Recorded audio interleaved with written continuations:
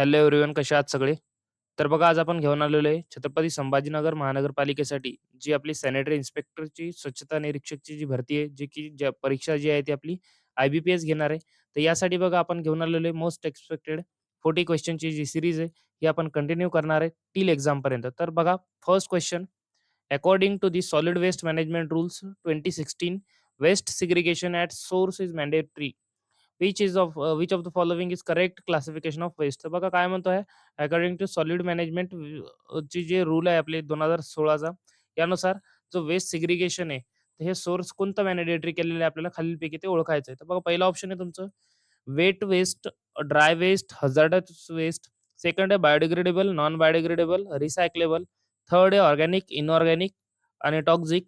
आणि फोर्थ नंबरचं आहे तुमचं म्युनिसिपल, इंडस्ट्रियल अँड बायोमेडिकल. तर बघा, यामध्ये जर बघितलं आपण, तो जो आपला सॉलिड वेस्ट मॅनेजमेंट म्हणजे शॉर्टमध्ये आपण त्याला काय म्हणू, SWMचा जो रूल आहे 2016 नुसार, यानं काय मॅन्डेट केलेले आहे तुमचे, जो वेट म्हणजेच बायोडिग्रेडेबल, आणि जे ते ड्राय आहे वेस्ट म्हणजेच काय तुमचा रिसायकलेबल, आणि जो तुमचा हजार्डस वेस्ट आहे म्हणजेच काय तुमचा नॉन रिसायकलेबल, किंवा जनरली जर बघितलं आपण, तर जो डोमेस्टिक हजार्डस वेस्ट आहे, हे तुमच्या क्लासिफिकेशनमध्ये कन्सिडर करतो. ऑप्शन काय राहील तुमचा? 1. प्रश्न क्रमांक 1 चं उत्तर राहील 1. त्यानंतर बघा, या 40 क्वेशन्समध्ये आपण या इतक्या topic solid waste management, water supply, purification, communicable disease act, rules and programmes, sewage liquid and waste, biomedical waste, food hygiene, occupational and environmental health आणि डिसइन्फेक्शन अँड स्टरलायझेशन इतके क्वेशन्स आपण यामध्ये कव्हर करणार आहे. बघा, त्यानंतर सेकंड क्वेश्चन आहे तुमचा, which of the following is the most appropriate method for disposable or for disposal of organic waste in urban areas. काय म्हणतो आपल्याला, मोस्ट अप्रोप्रिएट मेथड करायची आपल्याला डिस्पोजल ऑर्गॅनिक वेस्टसाठी आपल्या अर्बन अर्बन म्हणजेच काय, सिटी एरियामध्ये. पहिलं आहे तुमचं इन्सिरिनेशन, सेकंड आहे लँड फिलिंग, थर्ड वन आहे तुमचं कंपोजिंग, आणि फोर्थ वन आहे ओपन डम्पिंग. तर बघा, सपोज जर बघितलं आपण, तर जो हा आपला सेंद्रिय कचरा असतो, तर याला जनरली आपण काय करतो, प्रॉपर जर विल्हेवाट जर लावायची असेल आपल्याला, आहे की नाही, ऑर्गॅनिक म्हणजेच काय सेंद्रिय, तर याला जर आपल्याला प्रॉपर विल्हेवाट याची जर लावायची असेल, किंवा त्याला जर प्रॉपरली आपल्याला डिस्पोज करायचं असेल, तर आपण इन्सिनरेशन करतो का नाही, लँड फिलिंग करतो का नाही, कंपोजिंग करतो का, हा, तर याची काय करतो आपण, कंपोस्टिंग करतो. काय करतोय, कंपोस्टिंग करतोय आपण. तर उत्तर काय राहील तुमचं, प्रश्न क्रमांक 2चं 3. त्यानंतर बघा, प्रश्न क्रमांक 3, सॉरी, प्रश्न क्रमांक 3 बघा. In municipal solid waste management the correct sequence of operations. Solid waste मॅनेजमेंटमध्ये म्युनिसिपलमध्ये काय करतो आपण, म्युनिसिपल सॉलिड वेस्ट मॅनेजमेंटचा आपला करेक्ट सिक्वेन्स आपल्याला आयडेंटिफाय करायचा आहे. तर बघा काय म्हणतो, पहिले collection, transportation, process, disposal. Collection, segregation, processing, disposal. Segregation, collection, processing, disposal. Collection, processing, तर बघा, सर्वात पहिले काय करतोय आपण, कलेक्शन करतोय. त्यानंतर सेकंड काय करतोय आपण, सिग्रिगेशन. थर्ड प्रोसेसिंग, आणि फोर्थ वन डिस्पोजेबल. म्हणजेच पर्याय क्रमांक तुमच्या प्रश्न क्रमांक 3चा काय राहील, 2. काय राहील, 2. व्हाय धिस, जनरली का करतो आपण हे? कारण की जर बघितलं आपण, तर सर्वात पहिले आपण काय करतोय, कचरा कलेक्ट करतोय कचरा गाडीनं. सेकंड नंबर काय करतोय, सिग्रिगेशन. सिग्रिगेशन म्हणजेच काय, जनरली तुमचं जर बघितलं, तर एक प्रकारचं आपण वेगळं करणे, सॉर्टिंग आउट म्हणू शकतो त्याला, आहे की नाही? सॉर्टिंग आहे की नाही? आणि त्याला मग ट्रान्सफर करणे, हे सिग्रिगेशनमध्ये येईल. त्यानंतर काय येईल तुमच्या, जिथं आपण ट्रान्सफर केलंय तिथं प्रोसेसिंग, आणि मग त्याला डिस्पोज केल्या जाते, आहे की नाही? म्हणून हा सिक्वेन्स तुमचा बरोबर आहे. त्यानंतर बघा, प्रश्न क्रमांक 4. Which color coded bin is used for collecting biodegradable waste in most Indian municipalities. तर बघा, कोणत्या कलरची तुम्हाला डस्टबिन जी बिन यूज करतात कलेक्टिंग बायोडिग्रेडेबल वेस्टसाठी. तर बघा, जनरली जर बघितलं आपण, त्या बायोडिग्रेडेबल वेस्टच्या वेगवेगळ्या अशा काय असतात, तुमच्या कलर्सच्या बिन असतात. एक असते तुमची ग्रीन कलरची, एक असते रेड कलरची, एक असते येलो कलरची, आणि एक असते ब्लू कलरची. तर जी ग्रीन कलरची आहे, सपोज जर बघितलं आपण, तर जो तुमचा हिरव्या कलरचा रंगाचा जनरली जो बिन असते, यामध्ये आपण काय करतोय, बायोडिग्रेडेबल जो आहे तो वेस्ट आपण त्यामध्ये कलेक्ट करत असतो ग्रीनमध्ये. लक्षात ठेवा, बायोडिग्रेडेबल म्हणजेच काय, जनरली आपण काय म्हणू, जैव विघटनशील, आहे की नाही? बायोडिग्रेडेबल म्हणजे जैव विघटनशील. त्यानंतर अजून जर बघितलं आपण, यामध्ये आपण कोणकोणता अजून ओला कचरा, आहे की नाही? ओला कचरा पण आपण यामध्ये टाकतो, किंवा आपल्या जो घरातला जो वेस्ट निघतोय तो पण आपण यामध्ये ऍड करतोय. त्यानंतर बघा, जो तुमचा ब्लू कलर आहे, तर लक्षात द्या, ब्लू कलरचा जो असतो, यामध्ये आपण फक्त सुका कचरा टाकतो, किंवा जो आपण रियूज करू शकतो, तो कचरा आपण या ब्लू डस्टबिनमध्ये टाकत असतो. त्यानंतर तुमची रेड आणि येलो जर बघितली आपण, तर यामध्ये काय असतं तुमचा हॉस्पिटलचा जो मॅनेजमेंट येतो, हॉस्पिटलचा किंवा लॅबचा जो वेस्ट मटेरियल असतो, हा आपण रेड किंवा येलो कलरच्या बिनमध्ये आपण जनरली काय करत असतो, ॲड करत असतो. लक्षात ठेवा. तर मग तुमच्या बायोडिग्रेडेबल म्युनिसिपालिटीचा जो वेस्ट आहे, ह्या कोणत्यामध्ये? ग्रीनमध्ये. कशामध्ये? ग्रीनमध्ये. त्यानंतर बघा प्रश्न क्रमांक 5. Which of the following is not a method of solid waste disposal? खालीलपैकी कोणती नाहीये म्हणते मेथड तुमच्या सॉलिड वेस्ट डिस्पोजलची? एक सॅनिटरी लँडफिल, 2 इन्सिनरेशन, से 3rd कंपोस्टिंग, 4th सेडिमेंटेशन. तर बघा आपल्याला काय म्हणते, सॉलिड वेस्ट डिस्पोजलची कोणती मेथड नाही? सॅनिटरी लँडफिल, इन्सर्नेशन, त्यानंतर तुमचं कंपोस्टिंग आणि सेडिमेंटेशन. तर बघा सॉलिड वेस्ट मॅनेजमेंट किंवा सॉलिड वेस्ट डिस्पोजलमध्ये आपण सॅनिटरी लँडफिल करतोय म्हणजे बरोबर आहे. त्यानंतर तुमचा इन्सिनरेशन करतोय हा पण बरोबर आहे. कंपोस्टिंग करतोय आपण, आहे की नाही? हा पण बरोबर आहे. आणि सेडिमेंटेशन सडवतो का? नाही. म्हणजे याचं उत्तर काय राहील तुमचं? प्रश्न क्रमांक 4, कारण की आपल्याला नॉट म्हणलंय, आहे की नाही? मेथड नाहीये. कोणती मेथड नाहीये? तुमची सेडिमेंटेशन. आपण सडविण्याची प्रोसेस नाहीये, आहे की नाही?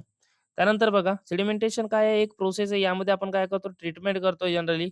जसं आपण पाणी शुद्ध करत नाही का? तर त्यामध्ये जनरली तुमचा एक प्रकारचा तो मेथड आहे. तर याचं उत्तर काय राहील तुमचं? प्रश्न क्रमांक 5 चं उत्तर राहील तुमचं 4 नंबरचं. काय राहील? 4 नंबरचं. लक्षात ठेवा सेडिमेंटेशन. त्यानंतर बघा जर तुम्हाला याच्यावरती जी आपण काही नोट्स आणि काही टेस्ट सीरीज जे आहे, काही टेस्ट आपण काय करतोय मोफत देतोय.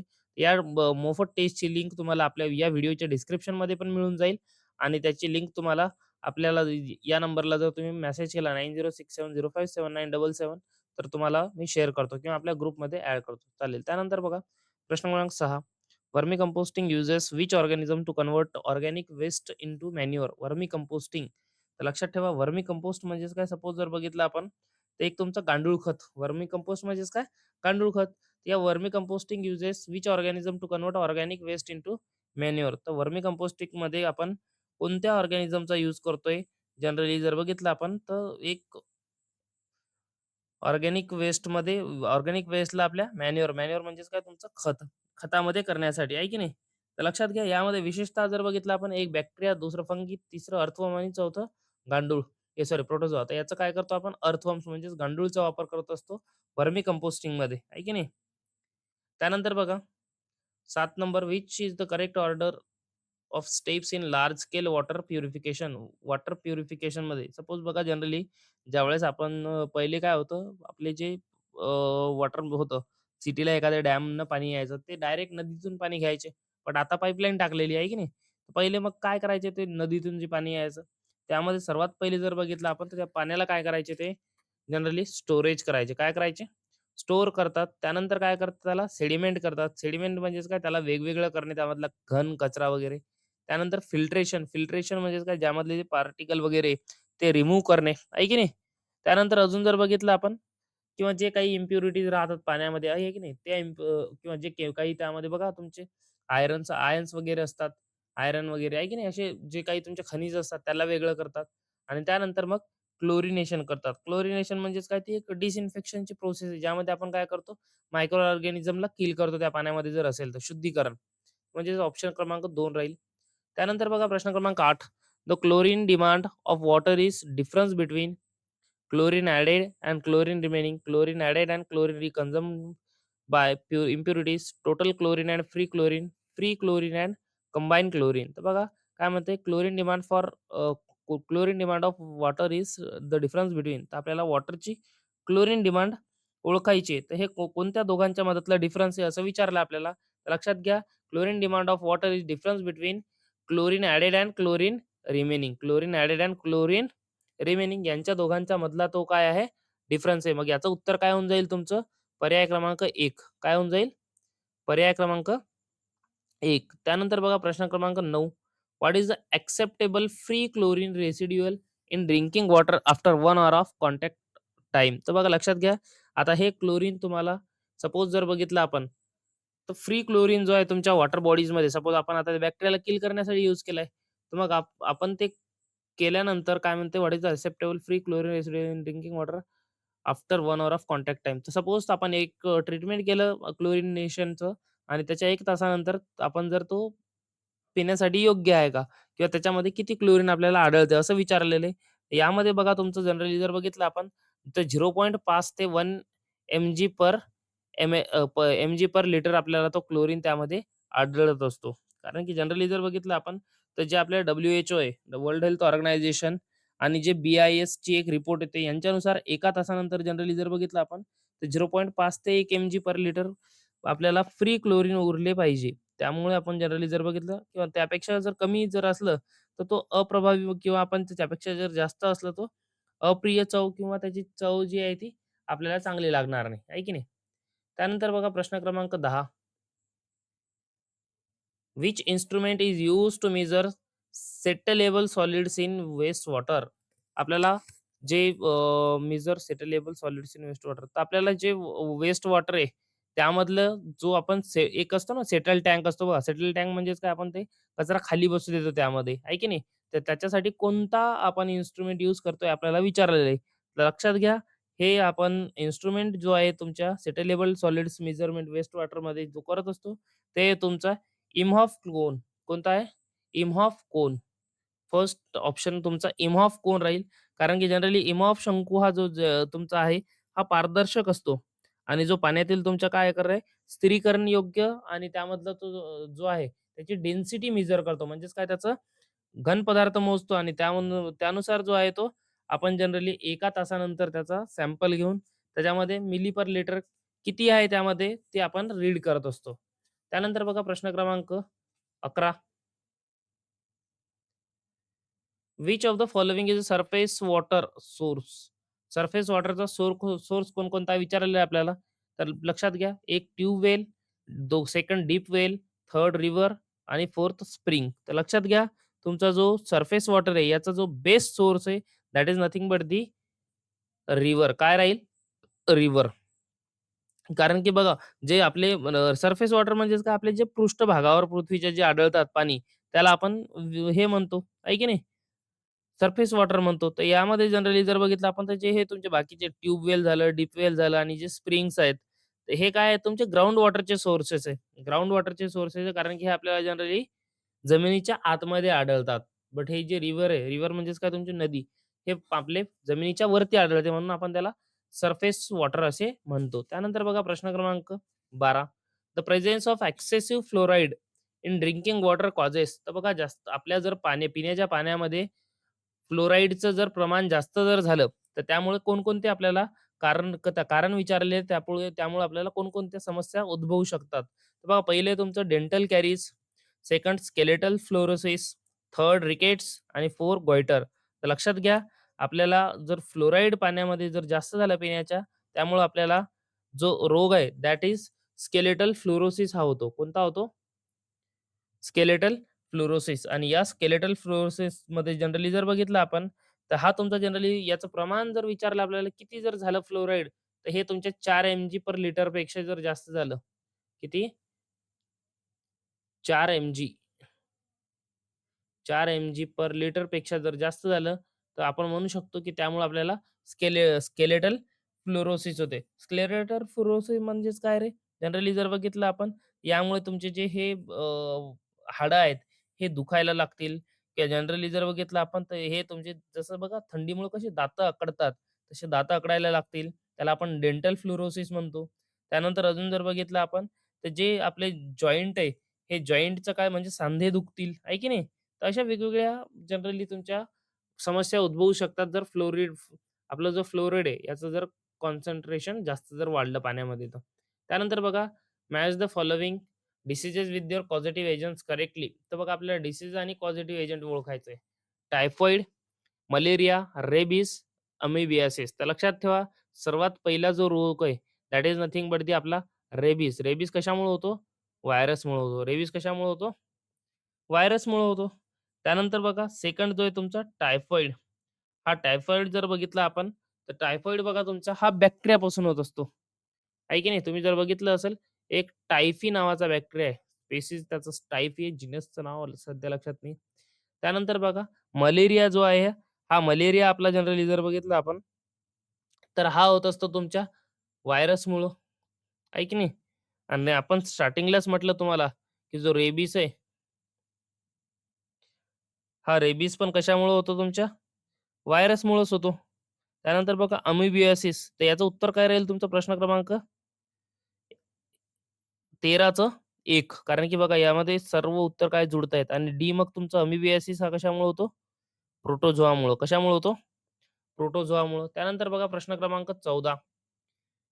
Hydrophobia is a pathognomonic characteristic. Pathognomonic म्हणजेच काय? कॅरेक्टरिस्टिक सिम्प्टम ऑफ बघा हायड्रोफोबिया. Hydro phobia. हायड्रो म्हणजेच काय? वॉटर आणि फोबिया म्हणजेच काय? भीती. हायड्रो म्हणजे वॉटर, पाणी आणि फोबिया म्हणजेच काय? त्याचं हेट आहे की नाही? फोबिक म्हणतो आपण बघा. एक फिलिक आणि एक फोबिक 2 टर्म्स लक्षात ठेवा नेहमी. कारण की आपण जनरली जर बघितलं तर एक तुमचं बघा ज्यावेळेस आपण बघतोय लीव्हजचं क्लासिफिकेशन काही तुमचे हायड्रोफिलिक लीव्हज असतात, काही हायड्रोफोबिक लीव्हज असतात, आहे की नाही? तर बघा हायड्रो म्हणजे पाणी आणि फोबिया म्हणजेच काय तुमचं हेटिंग. तर पाण्याला हेट करणारे पॅथॉग्नोमोनिक कॅरेक्टरिस्टिक सिम्प्टम कोणत्या डिसीजचे? तर हे कोणत्या डिसीजचे? रेबीजचे. बघा ज्याला रेबीज झालाय तो माणूस कुत्र्यासारखा पाण्याला भितोय, आहे की नाही?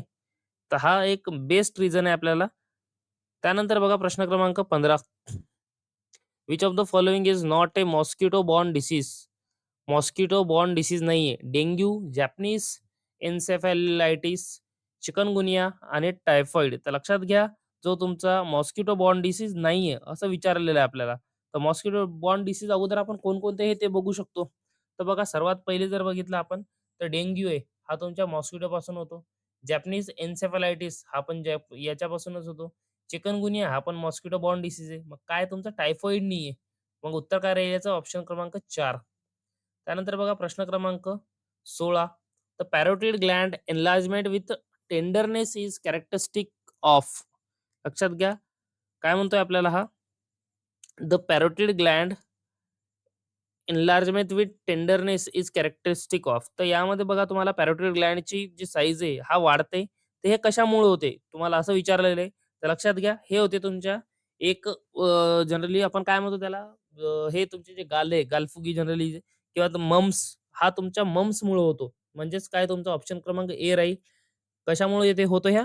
मम्समुळं आणि हा तुमचा बघा व्हायरल आहे आणि याच्याजवळ काय होतं तुमचे जे कानाजवळ आपले हे पॅरोटिड ग्लँड हे असतात ग्लँड्स असतात पॅरोटिड ग्लँड्स बघा. तर या पॅरोटिड ग्लँड्सची काय होतं तुमची साईज इन्क्रीज होते आणि ते तुमचे काय करतील जनरली साईजमध्ये वाढेल, एनलार्ज होईल त्याची. तर हा मम्स पासून होतो लक्षात घ्या. त्यानंतर बघा प्रश्न क्रमांक 17. Japanese encephalitis encephalitis is transmitted by. Japanese encephalitis is transmitted by. तर लक्षात ठेवा जॅपनीज एन्सेफलायटिस कशामुळे ट्रान्सफर होतो? Option A aedes mosquito, second anopheles mosquito, third culex mosquito आणि फोर्थ सॅनफ्लाय. तर लक्षात घ्या तुमचा जो हा जॅपनीज एन्सेफलायटिस आहे, तर हा ट्रान्सफर होतो जनरली आपल्या क्युलेक्स मॉस्किटो पासून. कशापासून ट्रान्सफर होतो? क्युलेक्स मॉस्किटो पासून. त्यानंतर बघा एक एडिस इजिप्टी नावाचा ऑर्गॅनिझम आहे. एक एडिस इजिप्टी नावाचा जो आपला तुमचा काय आहे मॉस्किटो आहे जो काय करतोय आपला मलेरिया कॉज करतोय. लक्षात घ्या एडिस इजिप्टी आहे तो. त्यानंतर बघा एक आता तुम्हाला फ्री मॉक टेस्ट आहे. या 40 क्वेश्चन सॉरी 20 क्वेश्चन्सची एक तुम्हाला फ्री मॉक टेस्ट आहे. जे काय ज्याची लिंक जी आहे तुम्हाला आपल्या व्हिडिओच्या डिस्क्रिप्शनमध्ये भेटेल. ती मॉक टेस्ट सोडवा आणि त्याचा नक्की तुम्हाला परीक्षेसाठी फायदा होईल अशी मी आशा करतो. त्यानंतर बघा प्रश्न क्रमांक 18. Which of the following is a water born disease? पाण्यापासून होणारा डिसीज कोणता आहे? हेपॅटायटिस ए, हेपॅटायटिस बी, हेपॅटायटिस सी, हेपॅटायटिस डी. तर पाण्यापासून होणारा वॉटर बॉर्न डिसीज म्हणजे का पाण्यामध्ये जे ग्रो होतात आहे की नाही. तर लक्षात घ्या हेपॅटायटिस ए काय आहे? हेपॅटायटिस हे ए हा डिसीज काय आहे तुमचा? वॉटर बॉर्न डिसीज आहे. कारण की जनरली बघा हा तुमच्या जर बघितलं आपण तर हा ओरल रूटने आपल्या तोंडाद्वारे काय करतोय आपल्या रक्तामध्ये जातोय आणि त्यामध्ये जनरली जर बघितलं आपण तर मग हे तुमच्या ब्लड थ्रो किंवा जनरली आपले सेक्शुअल कॉन्टॅक्ट किंवा जनरली निडल शेअरिंग ज्यावेळेस करतो आपण त्यावेळेस त्याचे वेगवेगळे प्रकार जे आहे हेपॅटायटिस बी, सी, डी हे ट्रान्सफर होतात. पण जनरली हेपॅटायटिस हे हा काय तुमचा वॉटर बॉर्न डिसीज आहे. त्यानंतर बघा प्रश्न क्रमांक 19. The following organisms the following organisms causes malaria. खालचे कोणते ऑर्गॅनिझम आहे जे की काय करतात तुमचे मलेरिया कॉज करतात? ए व्हायरस, बी सेकंड बॅक्टेरिया, थर्ड प्रोटोझोआ आणि fourth fungus, virus, bacteria, protozoa and fungus organism causes malaria. काय मलेरिया कशापासून होतो? आत्ताच बघितलं आपण वरती. जो मलेरिया आहे तुमचा, हा जनरली होत असतो तुमच्या प्लाझ्मोडियम नावाच्या एका प्रोटोझोआमुळं. कशामुळे होतोय? प्लाझ्मोडियम लक्षात घ्या. प्लाझ्मोडियम आहे की नाही? लक्षात ठेवा. त्यानंतर बघा प्रश्न क्रमांक 21. Epidemic diseases act was enacted in India in the year. Epidemic diseases act आपल्या जनरली जर बघितलं आपण, ते कधी इनॅक्ट केलेलं आहे जनरली? तर हे बघा ज्यावेळेस आपल्या भारतावर ब्रिटिशांची गव्हर्नमेंट होती, त्यावेळेस बघा त्यांनी काय केलं होतं, एक हे इपिडेमिक डिसीज म्हणजे काय साथीचे आजार ज्याला म्हणतो ना आपण, त्याला आपण इपिडेमिक डिसीज म्हणतो. तर हे ज्यावेळेस ब्रिटिश आपल्या भारतावरती त्यांचं राज्य होतं म्हणजेच 1897 मध्ये त्यांनी काय केला होता, हा कायदा आपल्या भारतामध्ये लागू केला होता. आहे की नाही? तर हे साथीचे आरोग किंवा जे साथीचे रोग आहे हे पसरावं नाही म्हणून यांचं प्रसारण होणार नाही. त्यासाठी हा कायदा तिथे लागू करण्यात आला होता. त्यानंतर बघा प्रश्न क्रमांक 21. As per CRBM act 1969 birth registration must be completed within 7 days, 14 days, 21 days and 30 days. तर बघा जनरली सी-आर-बी ॲक्ट 1969 नुसार एखाद्या व्यक्तीचा जर जन्म झाला असेल, तर तो कमीत कमी तुमच्या 21 दिवसाच्या आत आपण त्याची नोंदणी करणे गरजेचं आहे. आहे की नाही? त्यानंतर बघा प्रश्न क्रमांक 22. The ESI act provides social security to. तर लक्षात घ्या ई-एस-आय ॲक्ट आपल्याला ई-एस-आय ॲक्ट म्हणजेच काय लक्षात घ्या अगोदर सर्वात पहिले ई-एस-आय म्हणजेच तुमचा employees state insurance, employees state insurance लक्षात घ्या. एम्प्लॉईज स्टेट इन्शुरन्स ॲक्ट आपल्याला काय करतोय, जे आपले वर्कर्स आहेत, वर्कर्स कोणते? जे फॅक्टरीमध्ये काम करतात, यांना काय करतो हा? हा जनरली तुमचा ई-एस-आय ॲक्ट काय आहे? तुमचा एम्प्लॉईज सिक्युरिटी इन्शुरन्स ॲक्ट 1948 चा आहे. कधीचा आहे हा?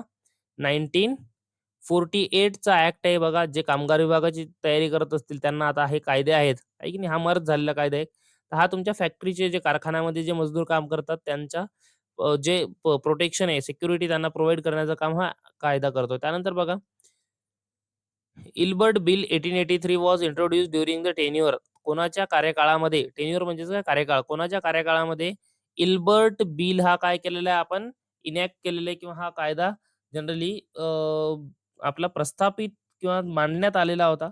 तर लक्षात घ्या हा तुमच्या लॉर्ड रिपन यांच्या काळामध्ये इल्बर्ट काय केला होता तुमचा हा त्यांनी प्रस्ताव मांडला होता, एक बिलाचा, आहे की नाही? लॉर्ड रिपनच्या काळामध्ये. तर लॉर्ड रिपन बघा आपण काय म्हणतो यांना एक लोकसंख्येचे जनक मला वाटते, हे म्हणून पण आपण यांना दर्शवतो लॉर्ड रिपन यांना, आहे की नाही? त्यानंतर बघा प्रश्न क्रमांक 24. Which of the following is not a member of the OECD. खालीलपैकी कोण मेंबर नाही OECDचा? तर सर्वात अगोदर लक्षात घ्या OECD म्हणजेच काय? Organisation for economic cooperation and development. याला आपण जनरली जर बघितलं आपण तर या OECDचे बघा सर्वात जास्त म्हणजे 38 मेंबर्स असतात. किती मेंबर्स असतात? 38. 38 मेंबर्स असतात या OECDचे आणि या OECDमध्ये सध्या जर बघितलं आपण तर आपला जो भारत आहे, हा याचा मेंबर नाहीये. Organization for economic cooperation and डेव्हलपमेंटचे आपण मेंबर नाही आहोत. कारण की इंडिया जो आहे तो एक की पार्टनर आहे त्याचा. एक की पार्टनर म्हणजेच काय जनरली जर बघितलं आपण तर प्रमुख भागीदार आहे त्याचा. म्हणून तो सदस्य होऊ शकत नाही. आहे की नाही? जो भागीदार असतो तो सदस्य होऊ शकत नाही. म्हणून आपण इंडिया याचा मेंबर नाहीये. कारण की तो पार्टनर आहे त्याचा, की पार्टनर म्हणजे भागीदार. त्यानंतर बघा इन अ सेपरेट सीवर system which of the following is true. Separate सीवर सिस्टममध्ये खालीलपैकी कोणतं बरोबर आहे? All waste is carried out together. Rainwater and sewage are carried separately. Only industrial waste is carried. Kitchen waste and toilet waste are separate. तर लक्षात ठेवा, हा तुमचं उत्तर राहील rain water and sewage carried separately. कारण की जनरली जर बघितलं आपण तर 2 यामध्ये सेवर लाईन्स असतात आणि एक असतं तुमच्या जनरली टॉयलेटचं, बाथचं, किचनचं यांचं पाणी वेगळं करण्यासाठी आणि दुसरं असतं तुमच्या रेन वॉटरला हार्वेस्ट करण्यासाठी. त्यानंतर बघा प्रश्न क्रमांक 26. Sewage refers to wastewater from toilets only, toilets and bathrooms, baths, kitchens and washing without human excreta, industrial processes. लक्षात घ्या sludge refers to waste water from. Sludge कशाला म्हणतो आपण? कशाचा आहे तो? हा तुमच्या बाथरूमचा, बाथ बाथ म्हणजे अंघोळीचा, किचनचा आणि वॉशिंग आपल्या विदाऊट ह्युमन एक्सक्रेटा म्हणजे माणसाचं त्याच्यामध्ये लॅट्रिन नसलं पाहिजे. असा जो आहे वेस्ट त्याला आपण काय म्हणतो? सलेज. लक्षात घ्या. जर तुम्हाला काय म्हणू आपण त्याला फॅक्च्युअल किंवा डेफिनेशन जर विचारलं, तर यामध्ये आय-बी-पी-एस तुमचा सलेज विचारू शकतो. त्यानंतर बघा, which of the following is a method of sewage treatment? Screening, sedimentation, aeration, all of the above. Sewage ट्रीटमेंटमध्ये आपण खालीलपैकी कोणकोणत्या इन्क्लूड करतो मेथड. तर बघा याचं सपोज बघा स्क्रीनिंग करतो आपण सीवेज ट्रीटमेंटमध्ये काय करतो सर्वात पहिले, त्यामध्ये काय-काय हा स्क्रीन करतो बरोबर आहे. त्यानंतर त्याला वेगळं करतो बरोबर आहे. त्याला एरेशन करतोय आपण ऑक्सिजन टँकमध्ये म्हणजेच काय ऑल ऑफ दी अबोव्ह काय राहील? All of the above. त्यानंतर बघा प्रश्न क्रमांक 28 the storm water sewer is design to carry domestic sewage, industrial waste, rain water and snow melt, kitchen waste water. तर लक्षात घ्या सर्वात पहिले जे स्टॉर्म वॉटर आहे हे डिझाइन कशासाठी केलेलं आहे आपण? रेन वॉटर अँड जो तुमचा स्नो मेल्ट आहे. रेन वॉटर आणि जो स्नो मेल्ट आहे यांना आपण जनरली प्रिझर्व्ह करण्यासाठी. त्यानंतर बघा प्रश्न क्रमांक 29 according to BMW management rules 2016 human anatomical waste human anatomical waste should be disposed in which color container. तर बघा जनरली तुमचं जो BMW मॅनेजमेंट रूल्सची 2016 ची जी रूल आहे त्यानुसार काय म्हणतोय आपल्याला अॅनाटॉमिकल ह्युमनचा जो अॅनाटॉमिकल वेस्ट आहे हा आपण कोणत्या कलरच्या कंटेनरमध्ये जनरली त्याला आपण डिस्पोज केलं पाहिजे असं आपल्याला सांगते 2016चा BMW मॅनेजमेंट रूल. तर बघा हा तुम्हाला सांगतोय येलो येलो कलरच्या बिनमध्ये आपण काय करू शकतो ह्युमन अॅनाटॉमिकल वेस्ट हा स्टोअर करू शकतो. त्यानंतर बघा the biohazard symbol represents image. Biohazard symbol काय रिप्रेझेंट करतोय आपल्याला लक्षात घ्या. बायोहझार्ड सिम्बॉल जर बघितला तुम्ही तर एक तुम्हाला तो ग्रीन सॉरी रेड कलरचा असतो तो जनरली आहे की नाही. तर बघा त्यामध्ये जर बायोहझार्ड जो सिम्बॉल आहे तुमचा हा आपल्याला शो करतोय इन्फेक्शियस वेस्ट. काय करतोय तो आपल्याला? Infectious waste. बघा तुम्ही जर बघितलं असेल तर खताच्या थैलीवर वेगळा सिम्बॉल असतो. तुमचे स्प्रेइंगसाठी जो आपण कंपाउंडर वगैरे आणतो त्यामध्ये वेगळा असतो, आहे की नाही? असे वेगवेगळे किंवा तणनाशक जर आणलं तर त्यावर कीप आउट ऑफ चिल्ड्रन असं लिहिलेलं असतं लक्षात द्या. तिथं एक साइडला सिम्बॉल असतो. जस्ट लाइक वाईज दॅट हा बायोहझार्डचा सिम्बॉल आहे. त्यानंतर बघा which is the most preferred method of sterilisation for medical instruments. सर्वात चांगली मेडिकल इन्स्ट्रुमेंटला स्टरलायझेशन करण्यासाठी कोणती मेथड आपण वापरतो? एक boiling, second autoclaving, third chemical disinfection आणि फोर्थ सनलाईट एक्सपोजर. तर लक्षात घ्या बॉइलिंग बॉइलिंग हे त्यामुळे काय होते तुमचं उलटं इन्फेक्शन इन्क्रीज होईल त्यानं. आहे की नाही कंटॅमिनेशन वाढेल का? कारण की तो बॉइलिंग उकळणे म्हणजेच पर्याय नाहीये. आहे नाही कारण ओलसरपणा येतो. त्यानंतर केमिकल डिसइन्फेक्शन. पण केमिकल डिसइन्फेक्शन हा खूप तुमचा काय म्हणतो आपल्याला काही केमिकल्सला जर आपल्याला स्टरलाइज करायचं असेल तर हा त्याला काय न्यूट्रलाइज करेल. त्यानंतर सनलाईट एक्सपोजर यामध्ये 100% केलं होणार नाही. बट ऑटोक्लेव्ह यामध्ये काय करतो आपण, एक तुमच्या स्टीम म्हणजेच काय वाफेवर आपण त्याला स्टरलाइज करतोय म्हणजे निर्जंतुकीकरण करतोय. आत्ता हा क्वेश्चन तुमच्या निर्जंतुकीकरणाचा आत्ताची जी मापसूची जी टेस्ट झाली लॅबोरेटरीने जी त्यामध्ये क्वेश्चन होता.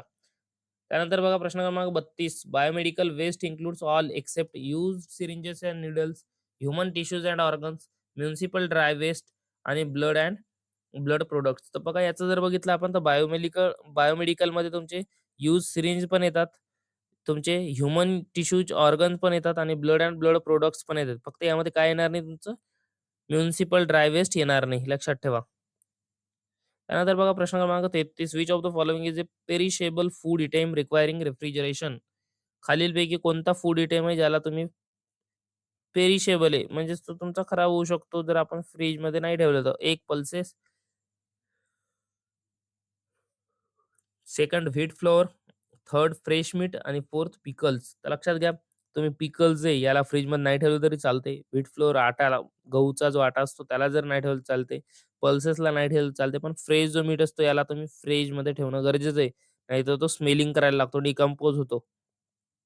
त्यानंतर बघा प्रश्न क्रमांक 34 Argemone oil adulteration is edible causes food poisoning, epidemic dropsy, jaundice, cholera. तर लक्षात घ्या जो तुमचा आर्जिमोन ऑइल आहे याचं जर आपण ॲडल्ट्रेशन केलं, ॲडल्ट्रेशन म्हणजेच काय याचं जर मिलावट ज्याला म्हणतो ना आपण, हे जर केली तर यामुळे काय होतं तुमचे इपिडेमिक ड्रॉप्सी होऊ शकते. काय होईल? इपिडेमिक ड्रॉप्सी होऊ शकते. लक्षात घ्या ऑप्शन क्रमांक 2. त्यानंतर बघा प्रश्न क्रमांक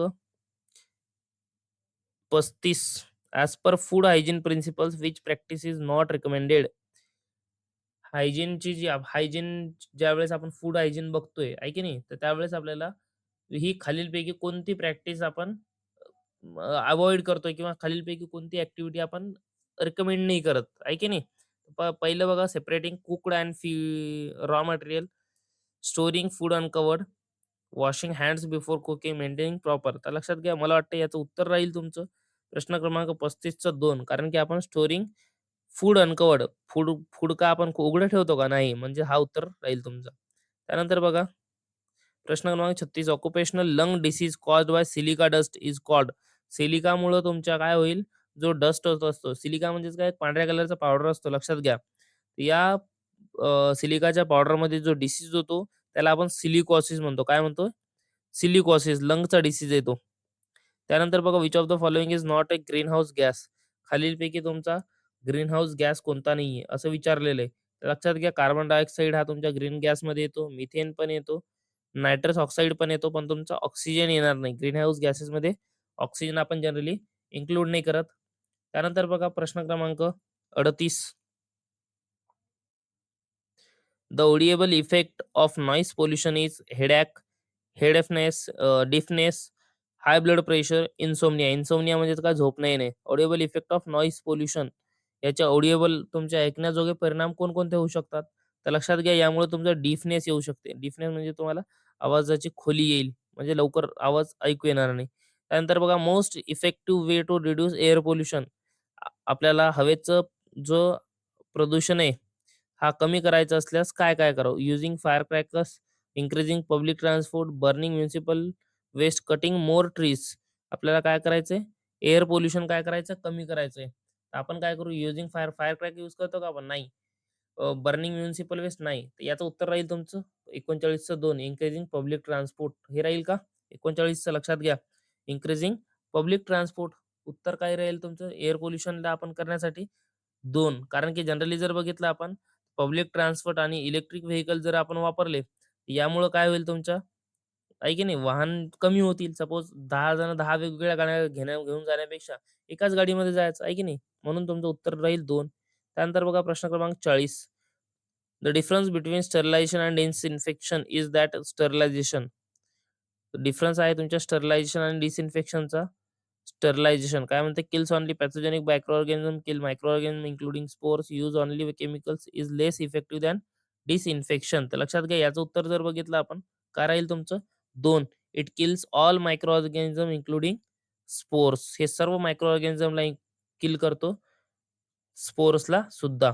त्यानंतर बघा, या व्हिडिओनंतर तुम्हाला एक फ्री मॉक टेस्ट आहे. या मॉक टेस्टची लिंक आपल्या डिस्क्रिप्शनमध्ये आहे आणि तुम्हाला जर काही नोट्स वगैरे पाहिजे असतील, तर तुम्ही या गिवन नंबरवरती मला मेसेज करू शकता. So please do like, share and subscribe. Thank you.